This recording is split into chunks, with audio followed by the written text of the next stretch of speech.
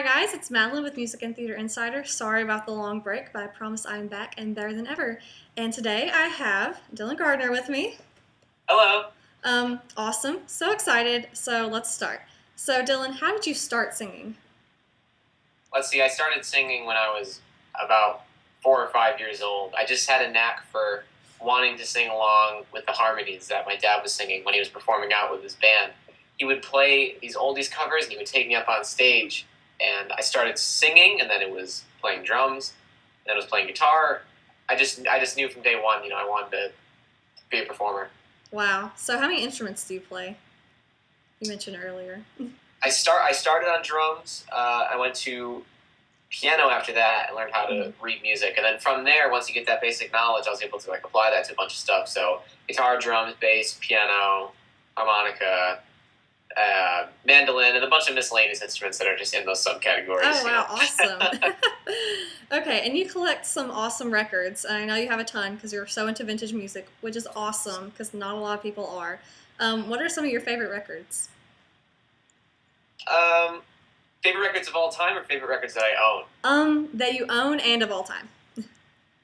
Okay, my favorite records of all time, I'll just give you a list off the top of my head. Okay. Beatles, Sgt. Pepper's, Oh, wow. Big Star's #1 record, Toots and the Maytals' Funky Kingston, Animal Collective's Merriweather Post Pavilion, Nick Drake's Pink Moon, Nas's Illmatic, De La Soul, 3 Feet High and Rising. Just some great stuff. As far as the vinyl records that I own, my favorite ones would be I have a White Album from Japan on red vinyl. Oh, wow. Miles Davis Kind of Blue, like a first original 6-eye print, which I found at Goodwill for 99 cents. Oh my gosh, Goodwill finds are the best. Let's see, I have some great ones. I mean, it's hard to think of your entire collection. I can give you a quick how it's organized actually. Sure. So I'll show you this book really quick, which is my Bible. This was the book that really got me into record collecting. This is called The 101 Essential Rock Records. Oh my goodness. And it's written by my friend Jeff Gold, and my manager actually helped with this because my manager is a huge vinyl collector. Oh, and wow. It's like high fidelity. We make these lists all the time. We make these records and everything. So I wanted to get every single one of these. If you get a first pressing of every single one of these, it's like $10,000 or something like that. Oh but I've been looking so much over time, and just from scrapping and vintage finds, I've been able to get like 90% of those all right, good quality first pressings for nothing. Because if you look at antique stores, and they're there. Yeah. You're right, they are there sometimes. So those are that's the first section of my record collection. It's organized that, and then it goes rock A to Z, then it goes soul, which is my favorite section of the world right now, and then reggae, rap, classical, comedy, miscellaneous, compilation, 10-inch, 45s. Wow, that's awesome. Okay, if you could go back in time and collaborate with any artist, who would it be and why? Oh, I would collaborate with John Lennon. Oh, yeah. And I say John because Paul is still alive, and there's always the 0.00001 chance that you might see him one day. You got it. You can totally collaborate with him. That'd be the best record ever. You gotta have dreams. But just Lennon, to me, what he had to say and his words were just so fantastic, and his mind I've wanted to pick more than anybody else's. Oh, yeah. And I would want to bring what Paul would bring to the table with melody, because that's my favorite thing in the world is melodic songs and everything. Definitely, I would collaborate with Lennon. I think that'd be incredibly fun. Even if he constantly told me what I did sucked, I would just It'd still be a gift. Okay. What is the inspiration behind your album Adventures in Real Time? Well, the inspiration it just starts with the fact that I love songwriting, and I consider myself a songwriter before anything. And when I was 14, I started writing songs just out of the blue, and I discovered that was the true way for me to get my feelings out and everything.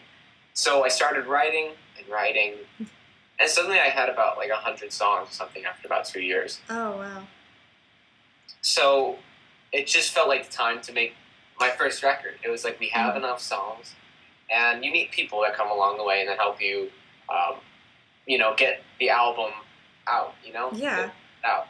But I wrote every song by myself, and really the main theme and inspiration is wanting to get out from my previous stage of life, which is being homeschooled in the middle of nowhere in Arizona, wanting to just move to California, do it Yeah. all, see everything, tour the world, um, want to meet so many new people because I never really had the cliche high school experience. Yeah. The So prom, the classes, yeah. yeah, no, never went to prom. My homeschool, which is online, by the way, Uh-huh. had an online prom. So Online prom. I wonder how that would work. Did you go to it? No. That doesn't sound very fun at all. So if anybody out there has been to online prom, please let us know how that went because I would love to hear it because I'm pretty curious now.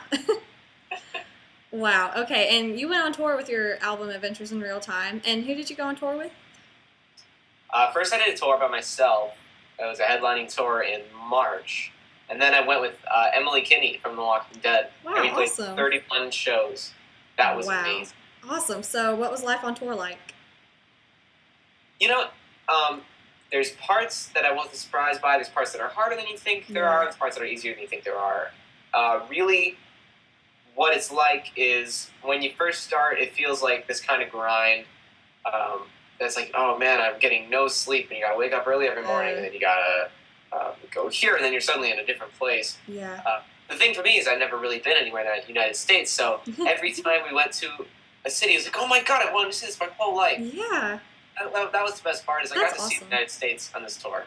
Wow. And I got to do a lot of roaming by myself. Got to see a lot of amazing things. And the shows are so fun, and we all shared a bus, and Emily and her band are just the best. I mean, we're all best friends. I mean, we had just so many jokes on the bus and everything.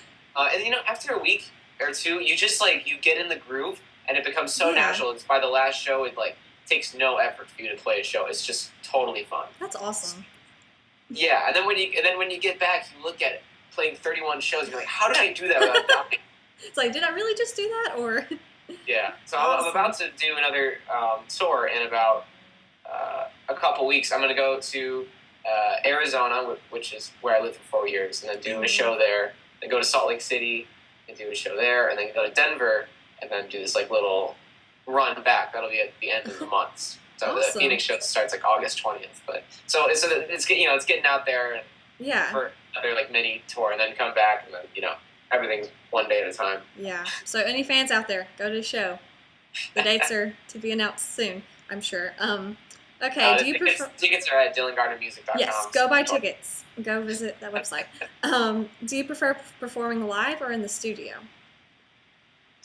See, that's a hard question, and that's one that many great artists have had to choose eventually.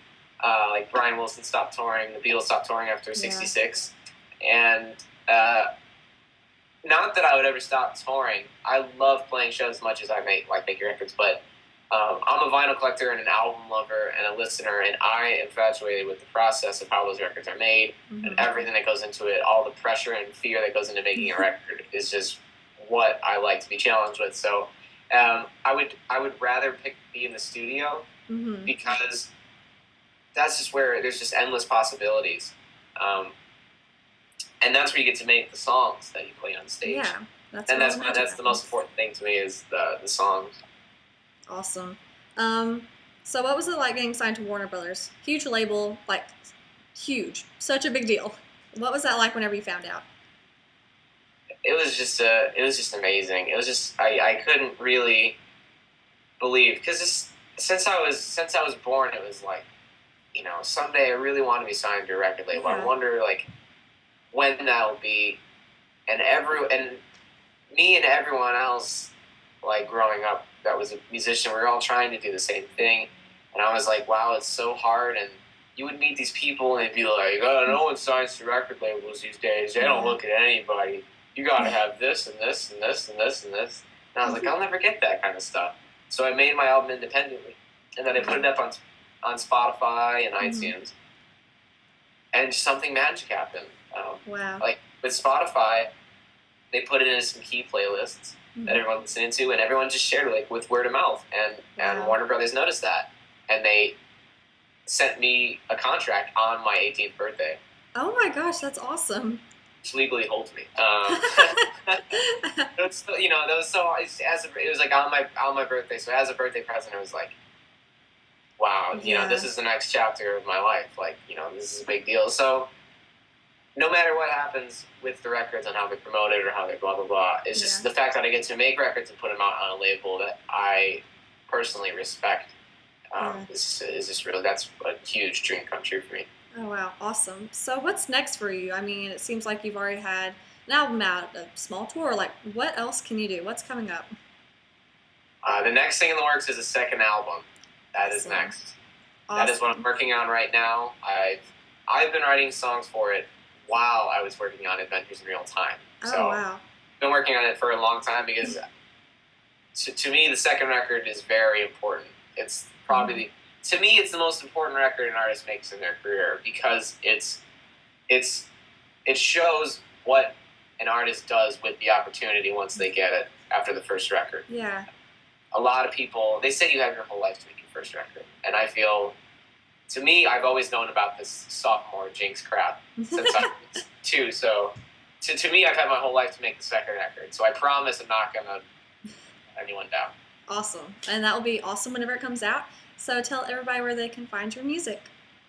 You can find my music on Spotify, iTunes, SoundCloud, and you can follow me on Twitter, Instagram, Snapchat, all at Dylan Gardner. Awesome. So go do that, guys. Thank you all so much for watching, and go add Dylan on every single social media. Go buy his music and go to one of his shows. Bye, guys. Bye. All right. Thanks for having me.